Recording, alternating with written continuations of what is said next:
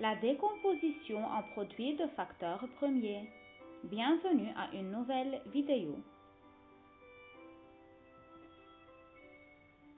Dans cette vidéo, nous allons apprendre ce que veut dire les nombres premiers et nous allons essayer de trouver le PPCM ou bien le PGCD de deux entiers en utilisant la méthode de décomposition en produits de facteurs premiers.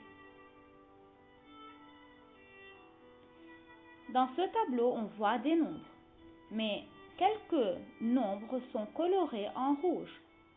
Qu'est-ce qu'il y a en commun entre eux? Pour le savoir, essayez de trouver la liste des diviseurs de 3 parmi ces nombres.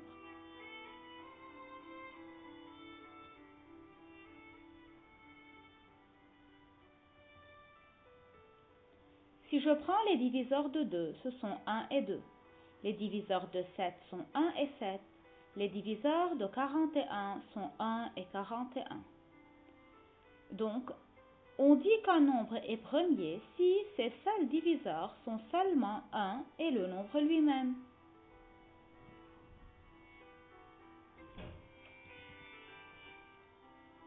Mais comment utiliser les nombres premiers dans la décomposition? Décomposer en produits de facteurs premiers, ça veut dire écrire le nombre sous forme d'une multiplication de nombres premiers. Alors, les nombres premiers, on doit les reconnaître et toujours les utiliser dans cette décomposition.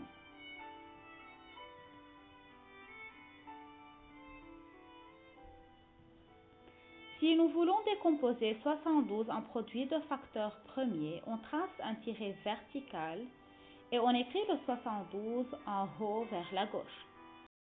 Et on se demande ensuite quel est le plus petit nombre premier diviseur de 72. On sait que 72 est un nombre pair, alors il est divisible par 2.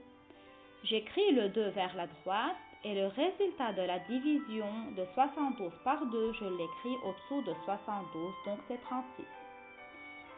36 est toujours un nombre pair, alors je le divise toujours par 2. 36 divisé par 2, c'est 18. 18 est aussi un nombre pair, je le divise de nouveau par 2 pour obtenir 9. 9 n'est plus un nombre pair, c'est un nombre divisible par 3. Alors, 9 divisé par 3 me donne 3, et puisque 3 est un nombre premier, je le divise tout de suite par 3 pour obtenir 1. La décomposition de 72 en produits de facteurs premiers sera 2 fois 2 fois 2 fois 3 fois 3.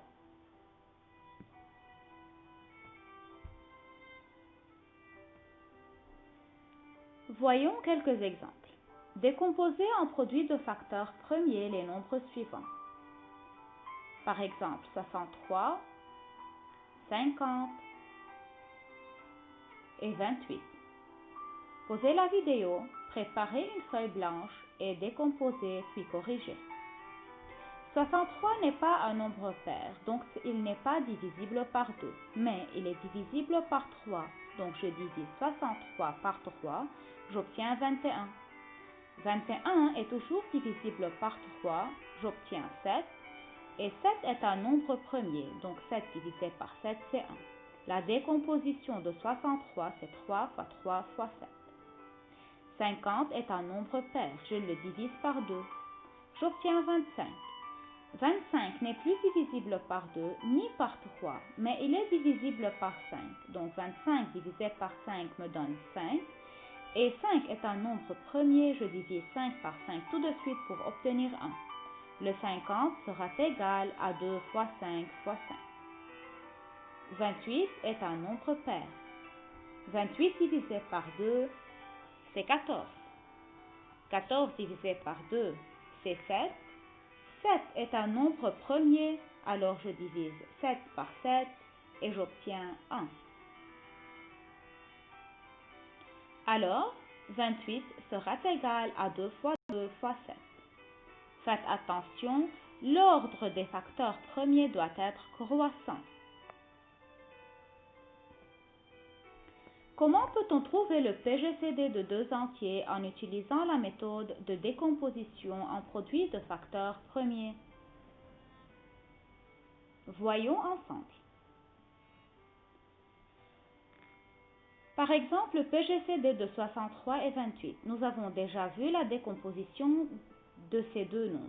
Je prends les facteurs premiers en commun. Dans ce cas-là, c'est seulement le 7. Alors, le PGCD de 63 et 28, c'est égal à 7.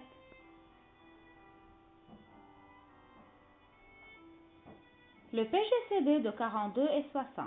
42 égale 2 fois 3 fois 7. 60 égale 2 fois 2 fois 3 fois 5. Les facteurs premiers en commun sont 2 et 3. Donc, le PGCD sera égal à 2 fois 3, donc c'est égal à 6.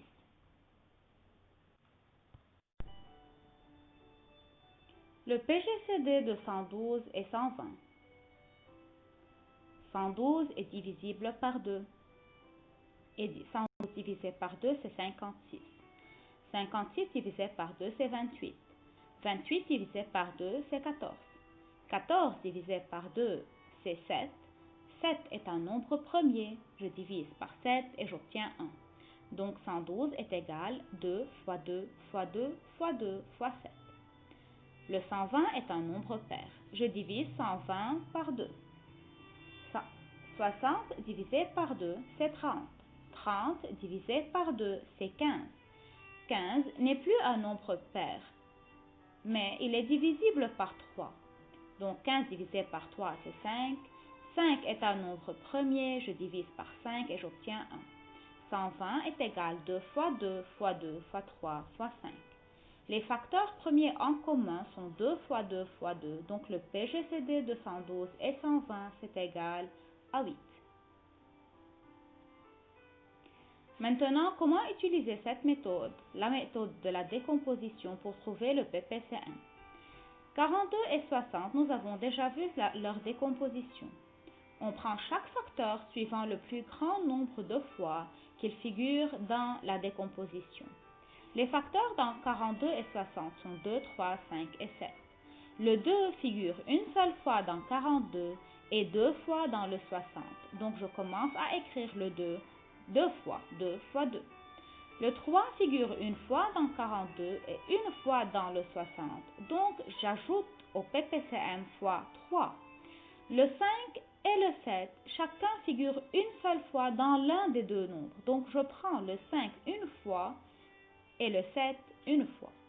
Donc le PPCM sera égal à 2 fois 2 fois 3 fois 5 fois 7, c'est égal à 420. Autre exemple. 28 et 63. 28 égale 2 fois 2 fois 7. 63 égale 3 fois 3 soit 7, fois 7. Donc je prends le 2 qui figure deux fois dans le 28, le 3 qui figure deux fois dans le 63, et le 7, je le prends une seule fois puisqu'il figure une fois dans le 28 et une fois dans le 63. Alors le PPCM sera égal à 2 fois 2 fois 3 fois 3 fois 7, c'est égal à 252. Merci pour votre attention. Étudiez bien.